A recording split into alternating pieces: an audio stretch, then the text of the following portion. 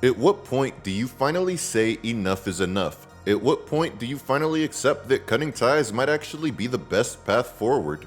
That's exactly where many New Orleans Pelicans fans find themselves today with Zion Williamson.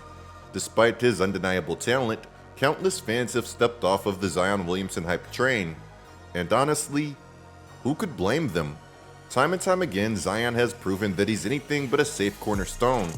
He's the kind of talent who can make a GM look like a genius or cost them their job entirely. But before we dive deeper, make sure that you're locked in by hitting that subscribe button, ringing that notification bell, and dropping a like.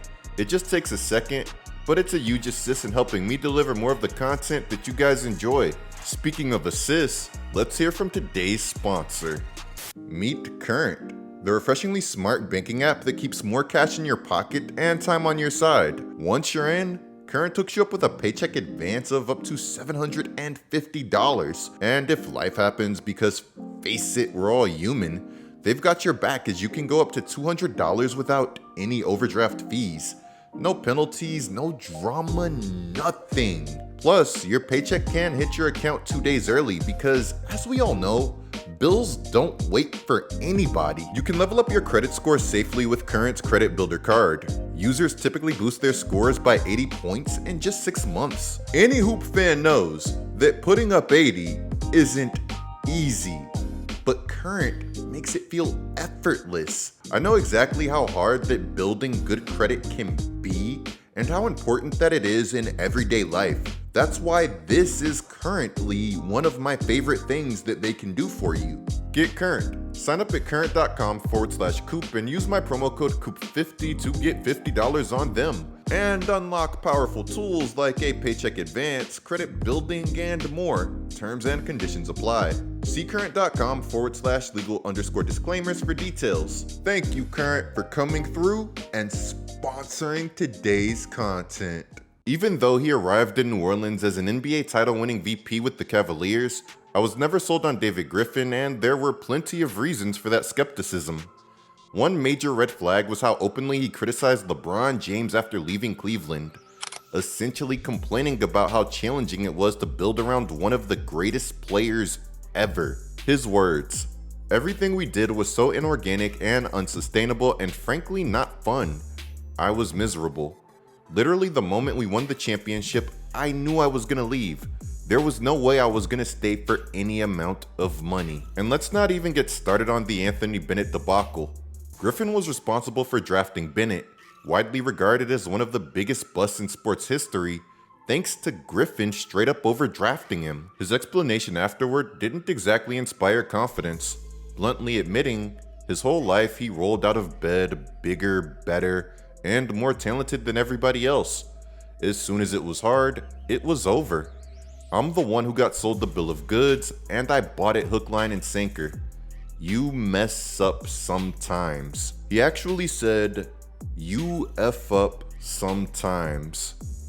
But yeah, these weren't exactly the words of somebody that I would exactly trust to consistently make good basketball decisions. Credit for stepping up and admitting to one of the most infamous draft misses in league history, but you still made that pick, and publicly piling on a guy who's already at his lowest is definitely taking away any points that you might have earned in this situation. Some things are best kept to yourself, and honestly, I'm already embracing myself for the tell-all that he'll eventually do about his time in New Orleans.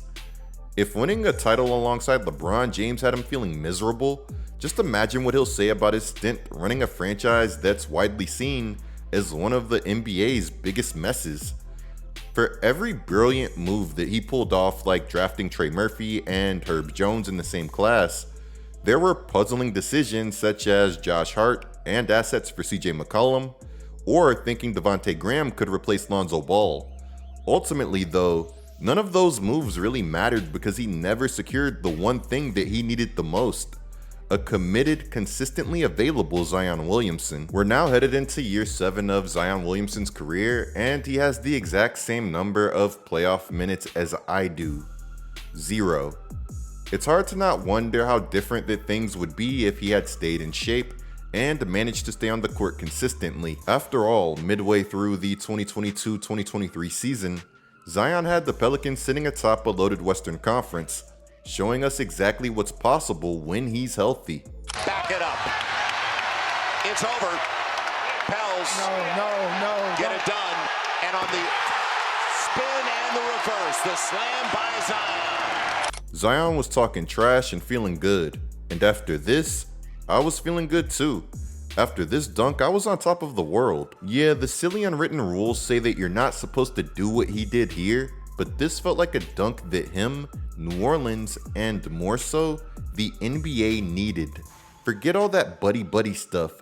This was what us fans were paying our hard-earned money to see. Unfortunately, not long after that electrifying moment, a severe hamstring injury sidelined Zion Williamson, causing the Pelicans to plummet all the way from the number 1 seed down to the uncertainty of the play-in tournament. And that right there, ladies and gentlemen, is the impact of Zion Williamson in a nutshell. Despite all the drama, the reports of him tipping scales at around 300 pounds, the infamous Mariah Mills saga, and those relentless big market trade whispers, looking at you, New York, the Pelicans kept betting on Zion because of moments like these.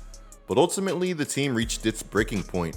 This endless cycle of hope and disappointment basically became too much, playing a key role in David Griffin's eventual exit. Going back to what I mentioned earlier, Zion Williamson is the kind of player who can make a GM or VP look like a basketball genius, or send them packing. And it's pretty clear that this shouldn't be a gamble that the Pelicans' new VP, Joe Dumars, is interested in taking. Shortly after bringing Joe Dumars aboard, reports surfaced that Pelicans ownership would instruct him to trade Zion Williamson. According to Tim McMahon, the initial plan was to carefully ramp Zion up and build up his trade value, whether that was for New Orleans or to boost his trade appeal around the league. McMahon noted that if Zion returned to his dominant form, that there was little doubt that multiple teams would be lining up with significant interest. Since that report surfaced, Joe Dumars has strongly insisted that Zion Williamson remains the face of the franchise, even going as far to say that if there was a mandate to trade Zion, that nobody bothered to tell him. The Pelicans made a statement by sending Zion as their representative at the NBA draft lottery, an unmistakable attempt to send a message to the basketball world that they were still betting on him as the cornerstone to their future. But the question was, who were they trying to convince? The public or themselves? We're going to continue to go forward with him as the face of the franchise. But even when I said that to him, Fletcher, I said to him, we're going to do this, but there's responsibility and accountability that comes with this. And I know what that looks like. And I was fortunate enough to live it on the court, and I was fortunate enough to run it in another franchise. And I know exactly what that looks like and what that entails. And so those are the conversations that I've had with him. And I'm not guessing, Zion, about this. I'm not hoping that this is the right thing to do. This is how it is. This is how it's done. This is how it's done at the highest level. And so our conversations have been extremely direct and honest, and not mincing any words, but also saying we're committed to going forward with you. To Joe's credit, he said all the right things. I talked to his agent, the great Duffy, and he told me that Zion is on the right path, and he's on Zion heels like a pair of church socks to make sure that he goes in the right direction and do what he needs to do to be available and play high-level basketball. I'm all in with the Pelicans. You know who else is on Zion heels? Joe Dumars. As convincing as all of this sounded, as I say, we've heard this story before. Joe Dumars spent this entire summer on an all-out media tour, practically knocking on doors to convince the world that Zion Williamson is still the heartbeat of basketball in New Orleans. From hyping Zion's fitness to preaching accountability, Dumars even found himself on a Saints preseason broadcast to spread his optimism to any fan that would listen. As if enduring the thrilling QB showdown between Spencer Rattler and Tyler Shuck wasn't punishment enough that day, New Orleans sports fans were subjected to Zion propaganda months before the NBA season tips off. Here's what Dumars said. He's in really good shape. We have been challenging him, like you can't keep doing the same things that you have done in the past and expect something different. He has stepped up to the challenge so far, and we're gonna keep pushing him. As a Pelicans fan, He would have been better off selling me on the idea that Trey Murphy is Steph Curry with a 40-inch vertical and that he's the face of the franchise now. I think that most of us are numb to the Zion propaganda at this point in time. And if anything, it's probably more detrimental / setting him up for failure. To me, this whole episode just felt bizarre. Another puzzling moment in what's already been an offseason filled with head scratchers in New Orleans. But hey, I'm just a guy who makes videos. Who am I to question an NBA franchise needing to hop on the local team's broadcast to build hype around a player who has had plenty of years to inspire optimism on his own? And to add to that, I really believe Joe Dumars, as a former player himself, has had a positive influence on Zion and won't tolerate any nonsense. But as fans, we're exhausted from constantly hearing about potential if he's healthy this and if he's in shape that. You all know me. I've been one of Zion's biggest supporters from day one. And while I'm never going to completely abandon hope or doubt his talent, I can honestly say that I'm no longer captivated by the annual, maybe this is finally his year. Me and a lot of our fans need to see it not for a game, not for a few months, for years. People are tired out here. Even the NBA has grown tired of getting burned by the Zion hype. According to WDSU, the Pelicans had about 30 nationally televised games during Zion's rookie year, a season in which he'd only suit up for 24 games and the team limped to just 30 wins. Fast forward to now, and guess how many nationally televised games that the New Orleans Pelicans have this season? They have just 2 games. That's right. The Pelicans have the same national spotlight as the Toronto Raptors, the Utah Jazz, and the Washington Wizards. Even teams like the Chicago Bulls and Charlotte Hornets landed more nationally televised games than us.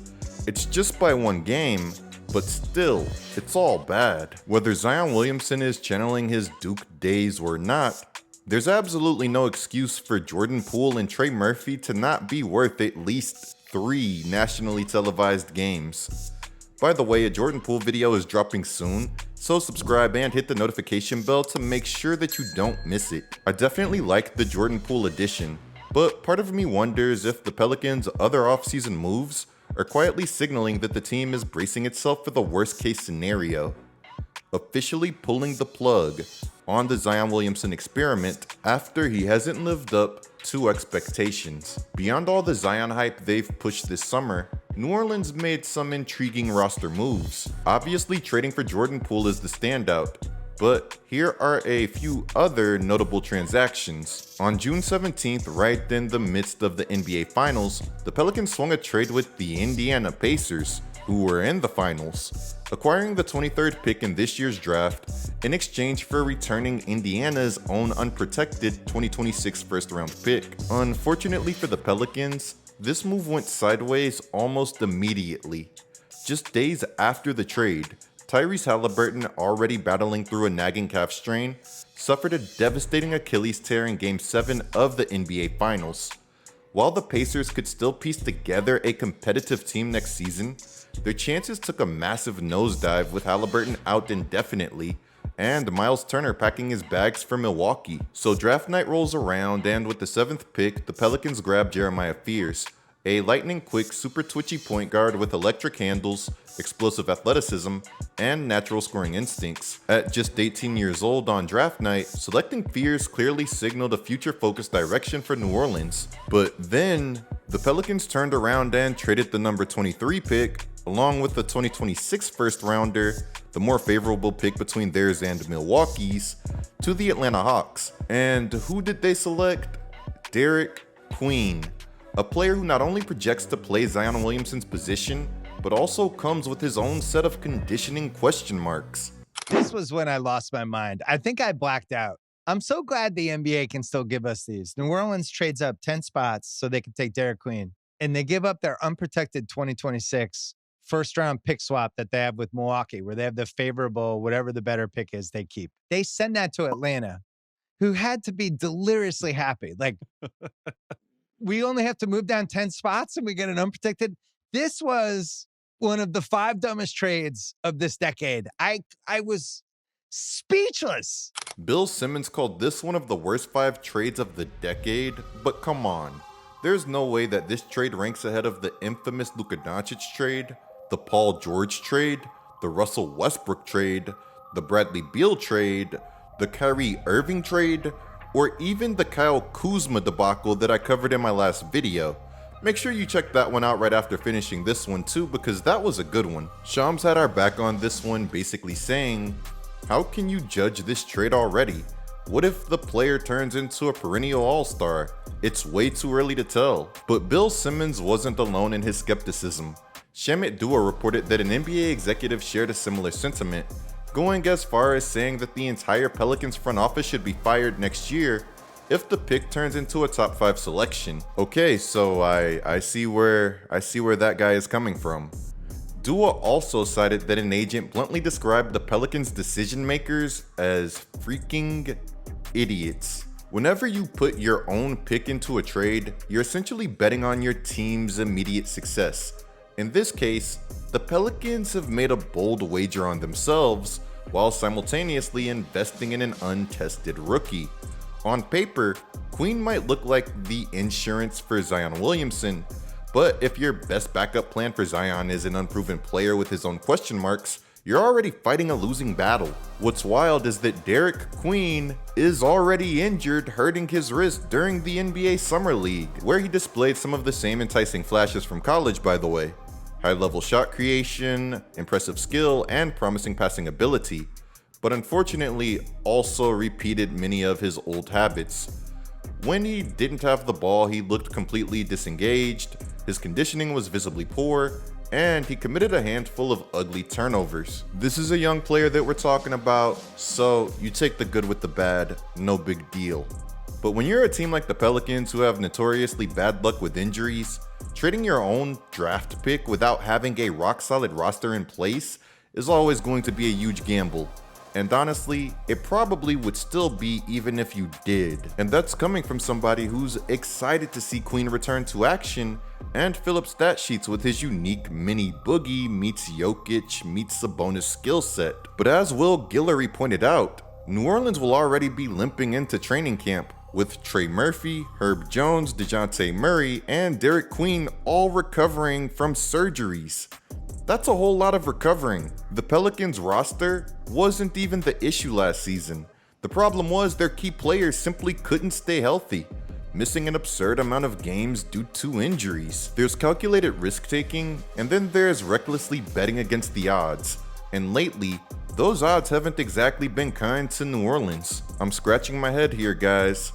I don't understand why we needed to include our 2026 first rounder to make this trade happen. It would have made a whole lot more sense trading a pick down the line.